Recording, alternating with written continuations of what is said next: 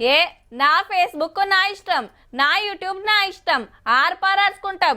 ఏమన్నా అయితే మా పాటోళ్ళు చూసుకుంటారని ఉరుకులాడకుండ్రి జరా.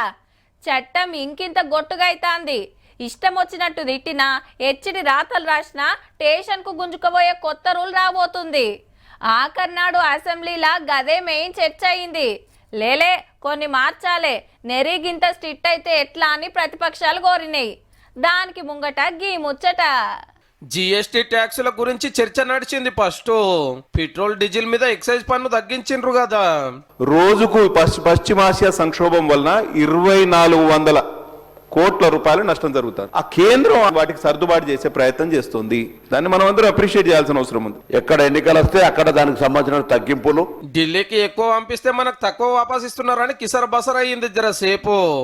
ఆపరేషన్ సక్సెస్, పేషెంట్ డైడ్ అన్నట్టుగా కేంద్ర ప్రభుత్వం తెలంగాణకు తీరని అన్యాయం. పాకిస్తాన్ తో యుద్ధం తెలంగాణ రాష్ట్రంలో చేస్తుందా? కేంద్ర ప్రభుత్వమే యుద్ధం వస్తే చేయాల్సి వస్తుంది. ఈ రాష్ట్రానికి రోడ్లు కేంద్ర ప్రభుత్వం కదా ఇస్తున్నది. ఈ రాష్ట్రానికి ఎయిర్పోర్ట్లు కేంద్ర ప్రభుత్వం కదా ఇస్తున్నది. అటెంక విద్వేష ప్రసంగాలు, సోషల్ మీడియాలో పోస్టుల కంట్రోల్ కు కొత్త బిల్లు పెట్టిండు మంత్రి పొన్నం సారు. విద్వేషపూరితమైన ప్రసంగము మరియు ద్వేషపూరితమైన నేరాల వ్యాప్తి, ప్రచురణ లేదా ప్రోత్సాహాన్ని నిరోధించుట మరియు నివారించుట. అడగోలి అది ఇచ్చినా సోషల్ మీడియాలో రాసిన నాన్ బైలబుల్ కేసులు అయితే అట. మళ్ళా కొత్త రూల్స్ బాగున్నాయని కాంగ్రెస్ వాళ్ళు, కరెక్ట్ కాదని కమలం పార్టీ వాళ్ళు కామ్రేడు.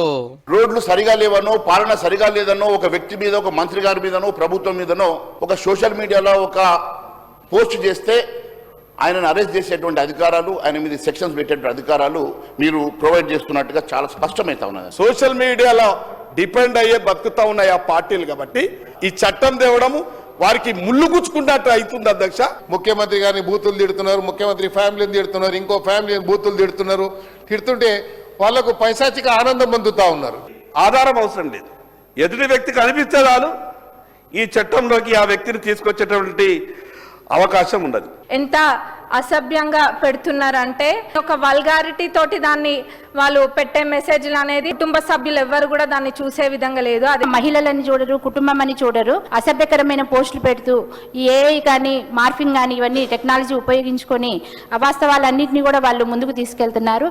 అది నిరోధించడానికి ఇట్లాంటి చట్టం అనేది ఎంతో అవసరం. మా పార్టీ ఉంది, సిపిఐలో ఎవరో ఒకళ్ళు ఆయన ఆవేశంతో ఏదేదో మాట్లాడాడు.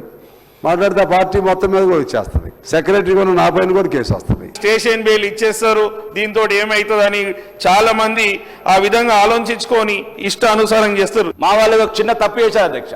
ఒకటేసారి 10 కేసులు బుక్ చేశారు అధ్యక్ష. నేను అడిగాను పోలీస్ అధికారులని, పైనుంచి ఒత్తిడి.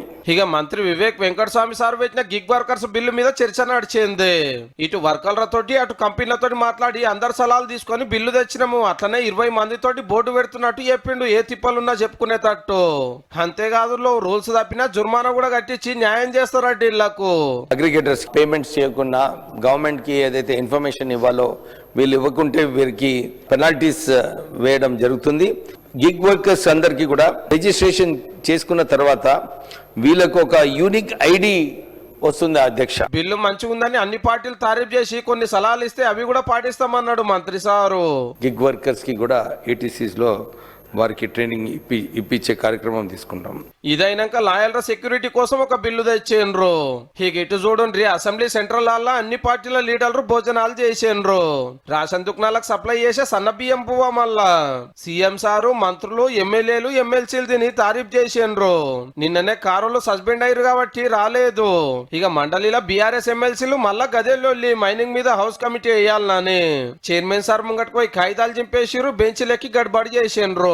జరుగుతున్నటువంటి మైనింగ్ అక్రమాల మీద సభా సంఘాన్ని ఏర్పాటు చేసి నిజాలు నిగ్గుదేల్చండి. సిబిసిఐడి ఎంక్వైరీ చేశారు అధ్యక్ష. ఈరోజు సిబిసిఐడి కంటే ఇంకేదైనా ఇంపార్టెంట్ గవర్నమెంట్ ఏజెన్సీ ఉంటుంది అధ్యక్ష. శ్రీనివాస్ రెడ్డి గారు, please get down, please get down. ఇది పద్ధతి కాదు, ఇది పెద్దల సభ. అన్ఫార్చునేట్లీ మీలాంటి వాళ్ళు ఇక్కడ రావడం అనేది బాధాకరం. ఆఖరికి కారు లీడర్లు అందరినీ సస్పెండ్ చేసిండు మండలి చైర్మన్ గుత్తా సుఖేందర్ రెడ్డి సారు.